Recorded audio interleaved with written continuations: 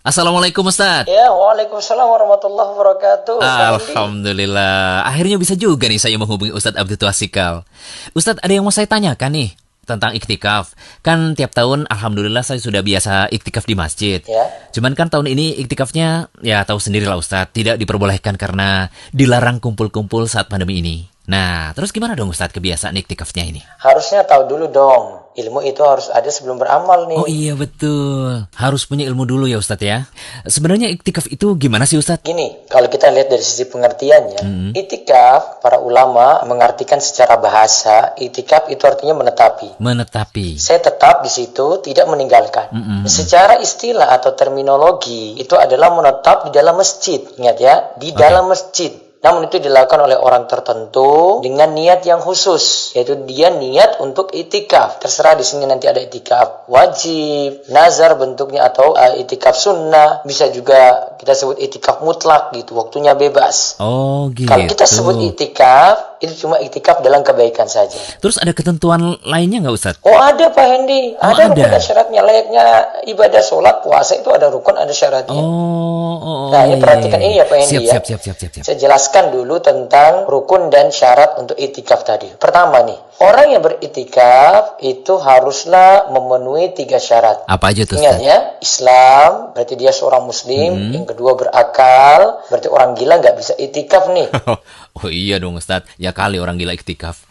Terus bersih dari hadas besar, yaitu junub, haid dan nifas. Ada lagi di sini para ulama tetapkan rukun dan syarat itikaf adalah masjid. Artinya itikaf hanyalah sah jika dilakukan di masjid. Harus di masjid ya Ustadz ya. Berlaku untuk siapa aja tuh Ustadz? Untuk laki-laki maupun perempuan Pak Hendi. Oke. Kalau dari sini berarti kita simpulkan ya tidak bisa pakai musola rumah. Pak Hendi punya musola ada di rumah, dibuat space di pojok rumah sendiri untuk melaksanakan sholat bersama istri dan anak-anak, ya tidak bisa kita pakai karena di sini syaratkan masjid. Nggak boleh ya ternyata meskipun di rumah ada musolanya. Emang ada dalilnya gitu Ustadz? Oh ada dalilnya. Coba nanti Pak Hendi perhatikan di surat Al-Baqarah ayat 187 ya. Oke, nanti saya buka Itu Ustadz. disebutkan wala tubashiruhunna wa antum aakifuna fil masajid. Tapi janganlah kamu mencampuri mereka yaitu istri kalian sedangkan kalian sedang beritikaf di dalam masjid. Syarat lainnya Ustadz? Syarat yang lainnya harus ada niat, kemudian ingat harus menetap di masjid. Itulah manfaatnya belajar dulu ya Ustadz ya.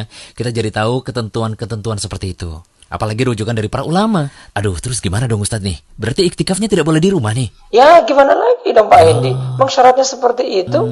Kalau begitu solusinya gimana Ustadz? Nah, sebagai gantinya di masa pandemi, karena kita tidak bisa kumpul-kumpul di masjid rawan di sana, maka sekarang kita perbanyak ibadah di rumah. Seperti apa Ustadz bentuknya? Bisa baca Quran, kaji tafsir, berzikir, perbanyak sholat sunnah, kegiatan-kegiatan banyak kita lakukan di rumah. Dan kita harus pahami bahwasanya kita tidak hanya dapati ibadah itu lewat itikaf saja, bisa dengan ibadah-ibadah tadi yang kita sebut walaupun cuma melakukan di rumah. Termasuk di sini nanti dilakukan pada 10 hari terakhir dari bulan Ramadan. Tetap dapat pahala ya Ustadz ya? Ya, moga kita tetap mendapatkan pahala itikaf lah nantinya. Amin, insya Allah Ustadz. Karena kita kan ada uzur, tidak bisa melaksanakannya di masjid. Dan ingat ya Pak Hendi ya, Apa tuh? ini hadis yang sering di web rumesau.com disampaikan terus di masa-masa corona ini, nanti bisa dibaca-baca. Hadis ini selalu disebut untuk motivasi kita kalau kita tidak bisa beramal sempurna. Idza maridal abdu aw safara kutiba lahu misla ma kana ya'malu muqiman sahihan. Ingat, jika seorang hamba sakit atau melakukan safar, perjalanan jauh, maka dicatat baginya pahala sebagaimana kebiasaan dia ketika mukim dan ketika sehat. Masya Allah. Nih Pak Hendi nih ya, kalau ketika safar kan sholatnya jadi qashar 2 rakaat. Padahal kalau mukim itu 4. Maka ketika safar tadi tetap dinyatakan pahalanya dapat yang 4 rakaat juga karena 4 rakaat ini sudah jadi kebiasaan. Masya Allah. Karena udah biasa ya Ustaz. Sebenarnya kalau kita lihat juga para ulama katakan seperti Ibnu Hajar ya.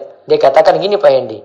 Hadis itu berlaku untuk orang yang ingin melakukan ketaatan lantas terhalang. Ingat ya, terhalang berarti punya uzur. Padahal ia sudah punya niatan untuk lakukan. Ini kita yang sudah punya niatan untuk itikaf, namun ada uzur. Padahal dia udah punya niatan. Dia sudah punya niatan, kalau tidak dia menghalangi, pasti nanti dia lakukan. Namun karena ada uzur. Uzur. Ya. Berarti kalau saya sudah punya kebiasaan iktikaf di bulan Ramadan sebelumnya, tetap akan dicatat pahala iktikaf ya Ustadz ya? Iya, seperti itu maksudnya. Alhamdulillah deh kalau gitu. Saya jadi senang nih Ustadz nih. Iya, makanya kita harus jaga amalan secara kontinu, walau jumlahnya itu sedikit. Kuncinya di situ, jaga amalan aja. Nah, itu dia. Sedikit tapi kontinu. Oke, kalau gitu udah dulu Ustadz. Afwan nih, udah mengganggu waktunya. Iya Pak Hendi, semoga Allah jaga antum. Amin. Begitu juga dengan antum dan keluarga Ustadz. Assalamualaikum. Ya, waalaikumsalam warahmatullahi wabarakatuh. Raih ilmu bersama Ustaz Muhammad Abdul Twasikal.